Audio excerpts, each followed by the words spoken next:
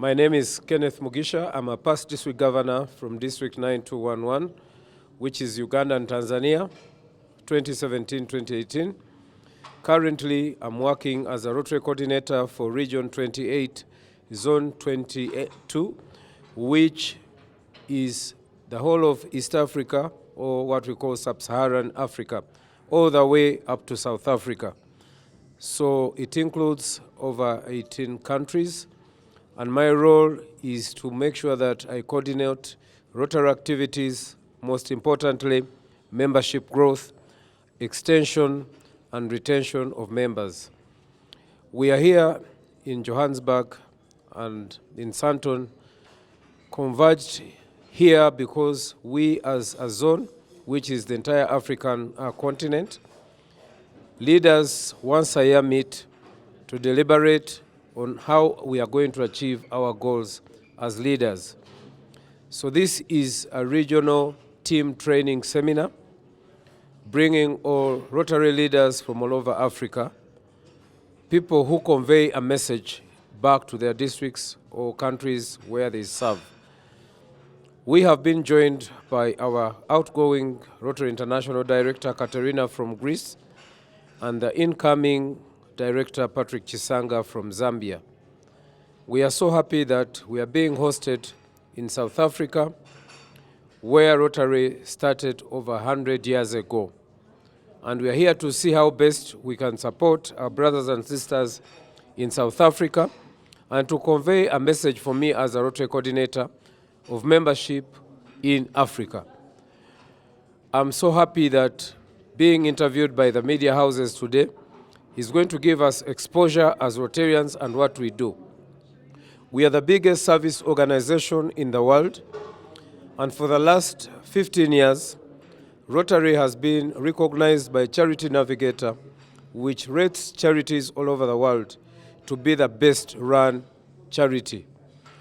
We serve humanity in what we call areas of focus, and there are 7 of them: basic education and literacy, maternal and child health, disease prevention and treatment, water and sanitation, economic and community development, protecting the environment, and lastly, to promote peace.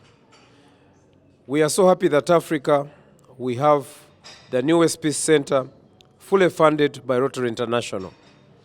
We pay for peace scholars who come from all over the world to obtain certificates, diplomas, and master's program in peace and conflict prevention.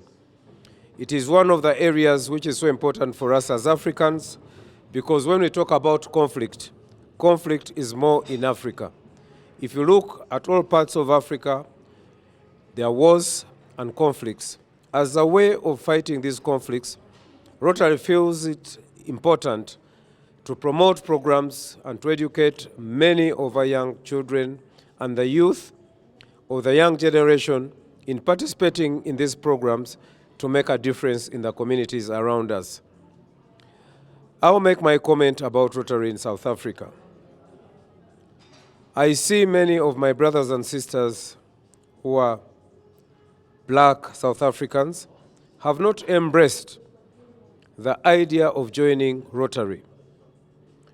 Rotary is an organization which is welcoming, and beginning this year we are starting a campaign of diversity, equity, and inclusion, which will bring everyone on board, because we need more helping hands to support our programs, but we need also people to bring in fresh ideas in our organization. People come with a lot of energy to transform communities. It is at this time that I invite you, my brothers of the media houses, to be the first ones to join Rotary, because you tell our story. It is you who are going to spread that gospel, a gospel of change and making a difference in people's lives, and people who are selfless, who live their comfortable homes, beautiful offices, and come together and exchange ideas and take action in those 7 areas of focus I've talked about. I come from Uganda, and many of the personalities in the media houses have joined Rotary. And for me, as I use that as an example to show that Rotary is growing in Uganda more than any other place in this world, because we are always among the top 5 in the Rotary world as far as growth is concerned, because we use the media houses and they tell our story. When you know of an organization where people are building blood banks, they're building cancer wards, they're taking water to communities, they're educating children from the less fortunate families, people embrace that idea that they must do it themselves as well. And by doing so, we receive people who have been uplifted by another, and they feel as a way of giving back, they must join through Rotary, because the more we join Rotary, the more impactful projects we can have in our communities. That is why it's better even to say, the bigger, the merrier. Our organization has over 1.2 million Rotarians spread in over 200 nations, and we are in over 38,000 Rotary clubs. We believe this interview is going to change the perception of who Rotarians are. Many believe Rotarians are rich people who meet in expensive hotels and they never talk about the good things we've done over the years, including the eradication of polio in the world. In Africa, we celebrate 3 years without a single case of polio. People who have funded these programs are Rotarians through their different clubs, where they contribute every week. We started that journey in 1988, and today we celebrate an Africa free of polio.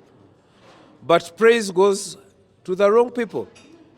We use UNICEF, we use the World Health Organization, we use the different ministries of health all over the world to execute, because they're the experts on their job. So we pay them to serve and to save lives. The resources come from Rotarians through their contributions all over the world. Today we are seeing only a few cases in Pakistan and Afghanistan, less than 20 cases so far. And we believe during our lifetime, we are going to announce a polio-free world. That will be a very big achievement. When we are faced with this pandemic of COVID-19, again, Rotarians all over the world contributed. And through the different governments, we made sure that we raise and mobilize resources, testing kits, and offer resources in terms of money using a Rotary Foundation, again to save lives. So you can see that our organization is not for rich people. It is for those who are rich at heart.